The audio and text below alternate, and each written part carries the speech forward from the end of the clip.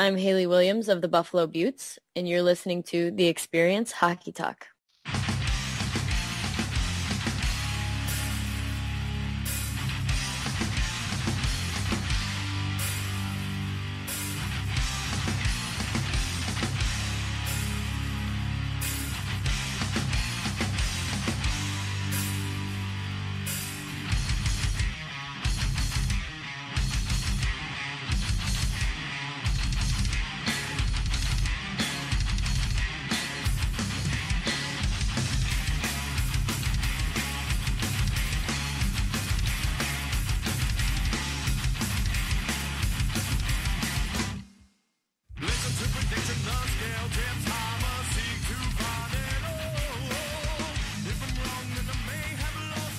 And ladies and gentlemen, welcome to the Xperience Hockey Talk, serious hockey talk for serious hockey fans, and we are brought to you by Tilkilt Frederick. The Tilkilt Pub and Eatery, located at 5605 Spectrum Drive in Frederick, Maryland, comes at a Celtic-themed sports pub featuring the world-famous Tilkilt girls. For more information on Tilkilt Frederick, visit them on Facebook today.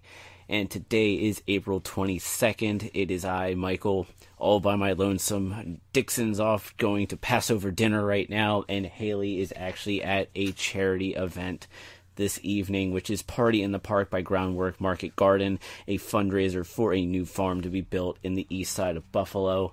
So, Haley, I hope you're having fun there. Obviously, we still missed you on the show.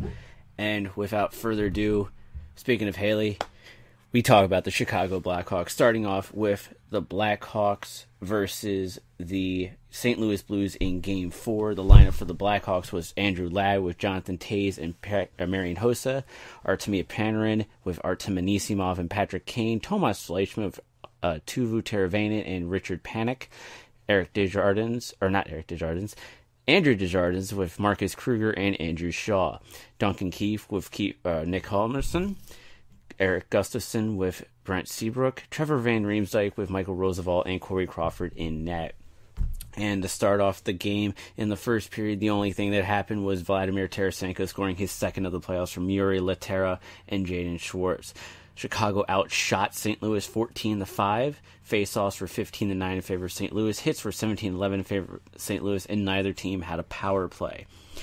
Key thing for the Blackhawks was that they did outshoot St. Louis, but a lot of them were not good quality shots. St. Louis obviously got that one quality shot out of 5 and were able to take the 1-0 lead going into the second period. Then once we got into the second period, at 39 seconds into the period, Richard Panik would be called for holding. At 7:05, Joel Edmondson would be called for holding. At 13:09, Andrew Shaw would score his second of the playoffs from Marian Hossa and Eric Gustafson. Then Andrew Ladd would be called for roughing, with Kevin Shattenkirk, Alex Pietrangelo, Corey Crawford, and Robbie Fabry, all for roughing except for Fabry, who would be called for interference, all at 11:54. Then at 12:15, Alexander Steen would be called for slashing, and Artemi Panarin would be called for roughing. On the power play at 13:09, Duncan Keith would score his second of the playoffs from Andrew Shaw and Kevin Shattenkirk. And I don't know why Kevin Shattenkirk's there. He's a St. Louis Blue. Yeah, oh well. And I don't know who the second assist was now. And then at 17:09, Andrew Ladd would be called for interference, which on that power play, Vladimir Tarasenko would score his second of the game and third of the playoffs from Alexander Steen and Kevin Shattenkirk. I don't know what happens sometimes when all this stuff gets written down. Thanks, Dixon, because you did write this. And then at the end of the second period, it would be St. Louis 2, Chicago 2. Shots would be 28-15. In favor of Chicago. Faceoffs were 25-20 in favor of the Blues. Hits were 39-19 in favor of the Blues. And both teams were 1 for 2 on the power play. Obviously, things started to heat up a bit after the midway point of the game. Key thing for Chicago is that they can't let themselves get suckered in. Same with St. Louis. And going into the third period at 1:01 into the third, Duncan Keith would be called for holding, which on that power play, Jaden Schwartz would score his second of the playoffs at 1:36 from Kevin Shattenkirk and Vladimir Tarasenko. Then at 4:46, Alexander Steen would score his first of the playoffs, which was unassisted. And then Duncan Keith would score his third of the playoffs from Artemi Panarin and Andrew Shaw. Then at 17:56, Andrew Shaw would be called for interference. And then at the end of the game, and that's the 20-minute mark. Artem Panarin, Jonathan Toews, Andrew Ladd, Brent Seabrook, Andrew Shaw, Troy Brouwer, Alex Pietrangelo, Paul Stastny, Jay Bouwmeester, Alexander Steen, and Patrick Kane all got game misconducts. And on top of that, Andrew Shaw got 2 for roughing, Alexander Steen got 2 for roughing, and Andrew Shaw got 2 for unsportsmanlike at will. But at the end of the game, it would be St. Louis winning 4-3. Shots were 42-20 in favor of Chicago. Faceoffs were 40-35 in favor of St. Louis. Hits were 48-28 in favor of St. Louis. St. Louis was 2 for 4 on the power play, whereas the Chicago Blackhawks were 1 for 2. Obviously, cooler heads did not prevail at the end of the game, which resulted in all those game misconducts. Key thing for both teams going into the next game is that they both got to keep their cool and just play their game, not worry about taking other guys out and whatnot. Then for NHL News and Notes on the 19th, we went over this on the last show, which was on Tuesday, but Philadelphia Flyers forward Pierre-Edouard Bellemare has been suspended for 1 game for an illegal check from behind onto Washington Capitals defenseman Dmitry Orlov during Game 3 of the team's first-round series in Philadelphia. On Monday, April 18th, the National Hockey League's Department of Player Safety announced the incident occurred at 12:17 of the third period. Bellemare was assessed a major penalty for checking from behind and a game misconduct. Rookie goalie Matt Murray made 16 saves in his first Stanley Cup playoff start, and Matt Cullen scored 4:16 into the third period to give the Pittsburgh Penguins a 3-1 win against the New York Rangers in Game 3 of their Eastern Conference first round at Madison Square Garden on Tuesday. Murray's win came less than a week after teammate Jeff Zatkoff won his playoff debut in Game 1. The Penguins became the first team in NHL history to have multiple goaltenders win their playoff debut in the same series. The Penguins took a 2-1 lead in their best-of-7 series. Game 4 was at MSG last night on Thursday. Frederik Andersen made 27 saves in his 2016 Stanley Cup Playoffs debut, and the Anaheim Ducks defeated the Nashville Predators 3-0 in Game 3 of their Western Conference first-round series at Bridgestone Arena. Andersen has a 15-7 career record in the playoffs after his second postseason shutout. He started Game 3 after the Predators won the first 2 games at Honda Center with John Gibson in the goal for the Ducks. The Predators lead the best-of-7 series 2-1. Game 4 is Thursday in Nashville, or was yesterday in Nashville. And Andre Palat scored a power play goal of 2:59 left in the third period to give the Tampa Bay Lightning a 3-2 win against the Detroit Red Wings at Joe Louis Arena. Tampa Bay leads the best-of-7 Eastern Conference first-round series 3-1. Game 5 was yesterday at Amalie Arena in Tampa. All the Lightning goals came on the power play in 5 chances. Nikita Kucherov scored twice for the Lightning to give them the victory. And with that, we're going to go to break, and when we come back, we'll be doing the Caps and Flyers Game 4 and the news and notes for April 20th.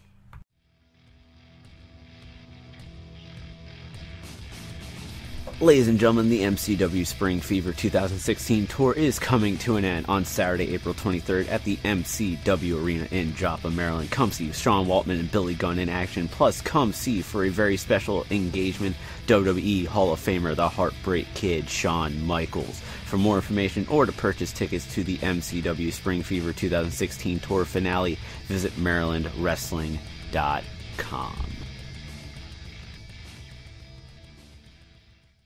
And ladies and gentlemen, welcome back to the Xperience Hockey Talk, serious hockey talk for serious hockey fans, which is also brought to you by AwesomeCon. AwesomeCon, which is June 3rd through 5th, 2016 at the Walter E. Washington Convention Center in Washington, D.C. Come see special guests like Adam West, Burt Ward, Marina Baccarin, Riddle, and many others. For more information, please visit awesome-con.com. And now moving on, we look at Game 4 between the Washington Capitals and the Philadelphia Flyers at Wells Fargo Center in Philadelphia on the 20th of April. Lineup for the Washington Capitals was Alex Ovechkin, Nicholas Backstrom, and TJ Oshie, Andre Burakovsky with Evgeny Kuznetsov and Justin Williams, Jason Chimera with Mike Richards and Marcus Johansson, Daniel Winnick with Jay Beagle and Tom Wilson. On defense, you had Carl Alsner with Matt Niskanen, Nate Schmidt with John Carlson, Dmitry Orlov with Taylor Chorney, and Braden Holtby in the net. In the first period, Taylor Chorney would be called for interference at 5:03, and on that power play, Shane Gostisbehere would score his first career playoff goal from Claude Giroux and Wayne Simmons at 5:51. At the end of the first, it'd be Philly 1, Washington nothing. Shots were 12-10 in favor of the Flyers. Faceoffs were 8-4 in favor of the Caps. Hits were 19-15 in favor of the Caps. In the power play, the Caps did not have them, whereas the Flyers were 1-for-1. This was a very slow period for the Washington Capitals. The Flyers controlled the majority of this period and set the tempo early. The Caps need to generate more scoring opportunities and continue to remain disciplined. They also need to, take control of the tempo of the game as well, like they had the rest of the series before this game. Going into the second period, at 3:51, Andrew McDonald will score his first of the playoffs from Wayne Simmons and Braden Shen. Then at 14:31, Sam Gagner would be called for interference. And at 17:48, Nicholas Backstrom would be called for holding. And then also at 18:16, Jacob Voracek would also be called for holding. At the end of the second period, the Flyers would be up 2-0 on the Caps. Shots were 21-19 in favor of the Flyers. Faceoffs were 17-18 for the Caps and Flyers respectively. Hits were 29-22 in favor of the Caps. On the power play, the Caps were 0-for-1 with their second in progress going into the third, and the Flyers were 1-for-2. This was another so-so period for the Caps. The Flyers are playing to stay alive in this series, while the Caps aren't adapting to the changes the Flyers have made to their game.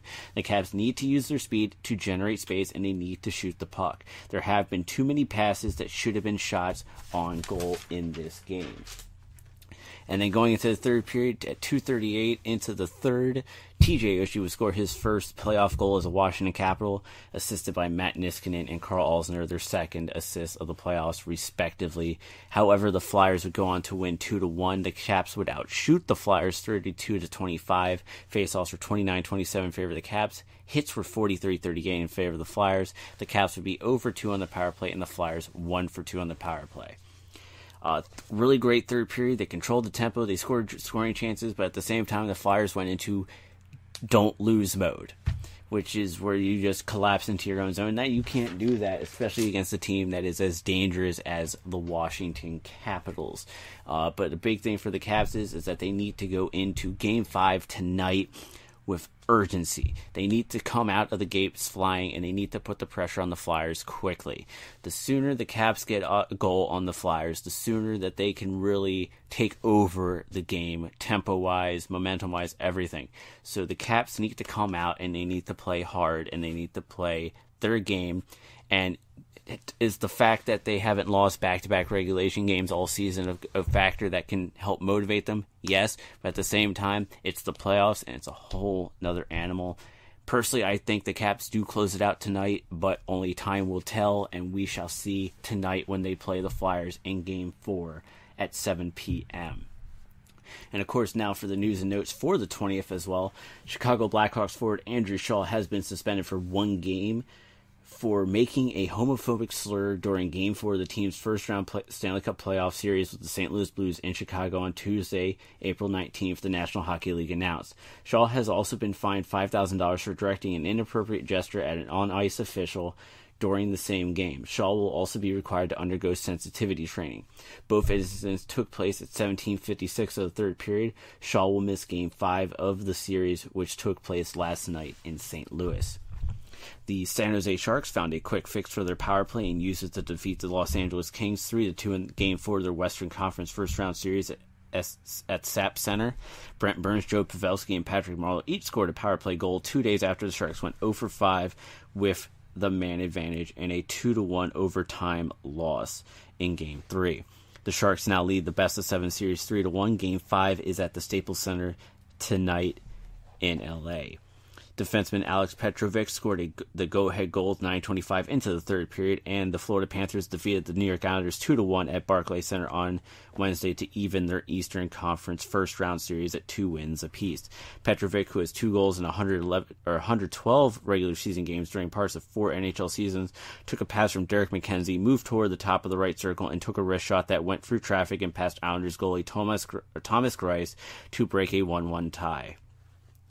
They don't have they don't have to be pretty at this time of year. They just have to go in. And for the Dallas Stars, they scored 3 second period goals, including 2 off deflections and a 3-2 win against the Minnesota Wild in Game 4 of the Western Conference first round at Xcel Energy Center.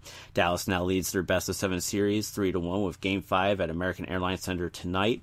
And just like with Games 1, 3, and 4, tonight they will also be without Tyler Seguin, who played in Game 2, but honestly came back too early and has re-aggravated the laceration on his leg. And in NWHL news, Jordan Smelker is the first player to sign a contract with the Boston Pride for the 2016-17 season. General Manager Haley Moore announced Wednesday. Smelker and the Pride agreed the terms to a 1-year, $14,000 contract. Smelker appeared in 17 regular season games for the Pride, scoring 19 points, which were 9 goals and 10 assists, as well as all 4 playoff games where she added 2 assists. And with that, when we come back, we're going to look at last night's game between the Chicago Blackhawks and the St. Louis Blues, do the NHL News and Notes, and do maybe a little bit more talk going into the Caps Game 5 game against the Philadelphia Flyers.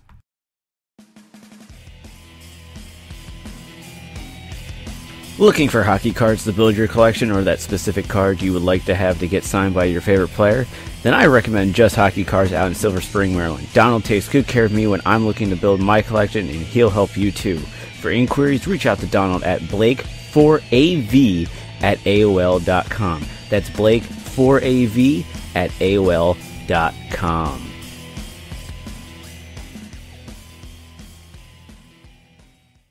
And ladies and gentlemen, welcome back to the Xperience Hockey Talk, serious hockey talk for serious hockey fans. And we are also brought to you by Maryland Championship Wrestling. Maryland Championship Wrestling Spring Fever 2016 tour is coming to an end tomorrow at the MCW Arena in Joppa, Maryland. Come see Sean Waltman and Billy Gunn in action. Plus, come see, for a very special engagement, WWE Hall of Famer, the Heartbreak Kid, Shawn Michaels. For more information or to purchase tickets to the MCW Spring Fever 2016 tour finale, which is tomorrow, April 23rd, visit marylandwrestling.com. And as I said before we go into the break, we're now going to take a look at the Chicago Blackhawks St. Louis Blues Game 5, which took place last night. In the lineup for the Chicago Blackhawks, they had some major changes done to theirs. Richard Panik with Jonathan Toews and Patrick Kane, Artemi Panarin with Artem Anisimov and Teuvo Teravainen, Andrew Ladd with Marcus Kruger and Marian Hossa, Brandon Mashinter with Andrew Desjardins and Dale Weiss are your forwards. And on defense, you have Duncan Keith with David Rundblad, Eric Gustafsson with Brent Seabrook, Trevor Van Riemsdyk with Nicholas Halmerson, and Corey Crawford in net. And going right off at the first period, nothing happened. No goals, no penalties, no nothing. A good game, back and forth, all that stuff between St. Louis and Chicago.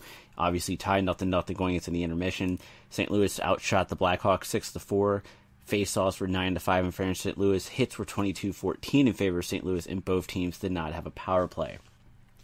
Then going into the second period, 58 seconds into the period, David Rundblad would be called for delay of game. And then at 6:33, Yuri Laterra would be called for slashing. And then Artem Anisimov would be called for tripping at, I believe, 10-something. I forgot to put the time in. However, on the Artem Anisimov penalty, while shorthanded, the Blackhawks were able to get a goal at 11:32 from Marian Hossa, his first of the playoffs, from Nicholas Halmerson. And then on the exact same penalty, the St. Louis Blues would score on the power play at 12:29 as Jaden Shorts would score his third of the playoffs from Alex Pietrangelo and Colton Parayko. Chicago then would respond with a regular even strength goal of 15-24 as Artem Anisimov scored his second from Artemi Panarin and Teuvo Teravainen. And then at 19:59, with 0.4 seconds left on the clock, Artemi Panarin scored his second of the playoffs from Patrick Kane and Jonathan Toews. At the end of the second period, the score would be 3-1 Chicago. Shots were even at 20 apiece. Faceoffs were 24-18 in favor of St. Louis. Hits were 29-24 in favor of St. Louis. The power play was 0-1 for Chicago and 1-2 for St. Louis. Then going into the third period, St. Louis would score at 6:57 as Robbie Fabry would score his first career NHL playoff goal, assisted by Alex Pietrangelo. And then at 14:50, David Backes would get his second of the playoffs from Alex Pietrangelo and Robbie Fabry. Then at 15:46, the Chicago bench, which was served by Artemi Panarin, would be called for too many men on the ice. At the end of the third period, it would be tied 3-3. For shots, St. Louis outshot the Blackhawks 34-26. Faceoffs were 35-33 in favor of St. Louis, and hits were 35-29 in favor of St. Louis. On the power play, the Blackhawks were 0 for 1, and the Blues were 1 for 3. Obviously not the third period that the Chicago Blackhawks wanted to have. They were hoping that they could go into the third period with a 3-1 lead and be able to shut things down and go into and win the game in regulation. And now we have sudden death overtime. In the first overtime period, nothing happened. No goals, no penalties. So at the end of the first overtime, it will still be tied 3-3. Shots were 45-33 in favor of St. Louis. Faceoffs were 47-41 in favor of St. Louis. Hits were 39-35 in favor of St. Louis. And the power play remained the same at 0 for 1 and 1 for 3 for Chicago and St. Louis, respectively. Then going into the second overtime at 3:07 into the second overtime, Patrick Kane would score his first of the playoffs from Richard Panik. Off of a nice play where he toe-dragged it between the defense, was trying to get a shot off, which just skittered past the net, but was able to wrap around the net and backhand it into the net.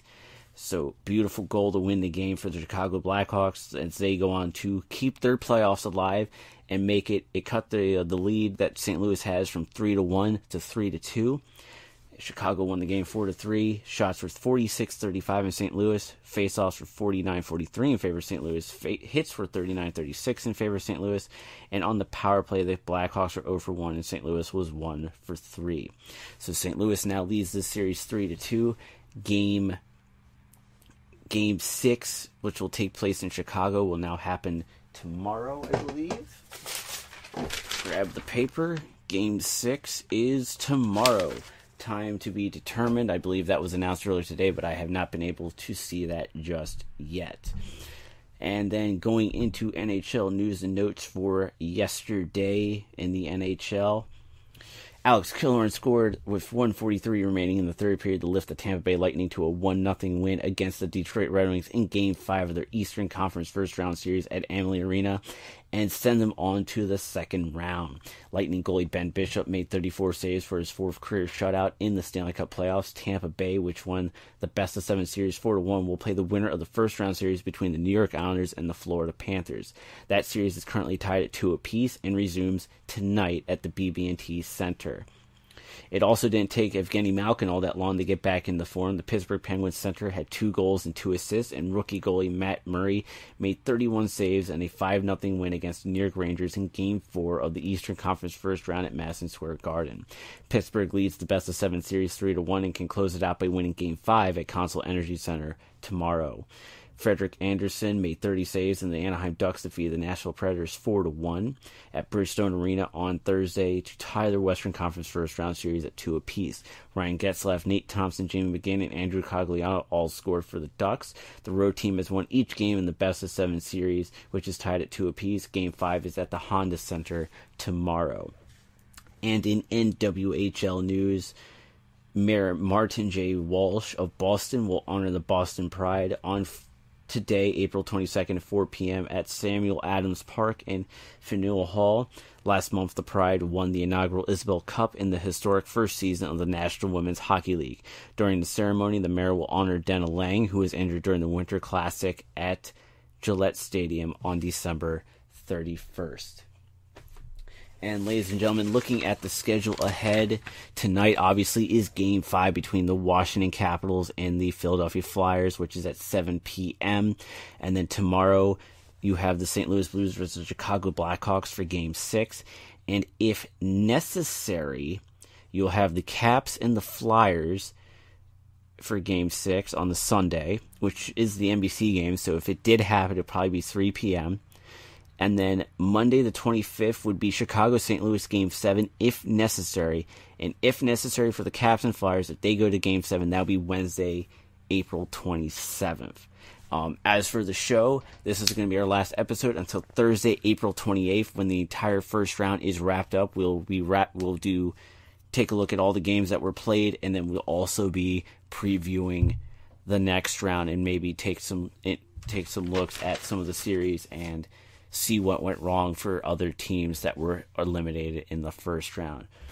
So with that, I'm Michael Lindenbaum. On behalf of Haley Williams, who's at Party in the Park by Groundwork Market Garden, a fundraiser for a new farm to be built in the east side of Buffalo. And on behalf of Dixon Kendrick, who is being a better Jew than I am and going to Passover dinner, this has been the Xperience Hockey Talk, serious hockey talk for serious hockey fans, which has been brought to you by Tilda Kilt Frederick, the Tilda Kilt Pub and Eatery, located at 5605 Spectrum Drive in Frederick, Maryland. Come to the Celtic-themed sports pub featuring the world-famous Tilt Girls, Tilda Kilt Girls. For more on Tilda Kilt Frederick, visit them on Facebook today. And until next Thursday, I will see you on the ice.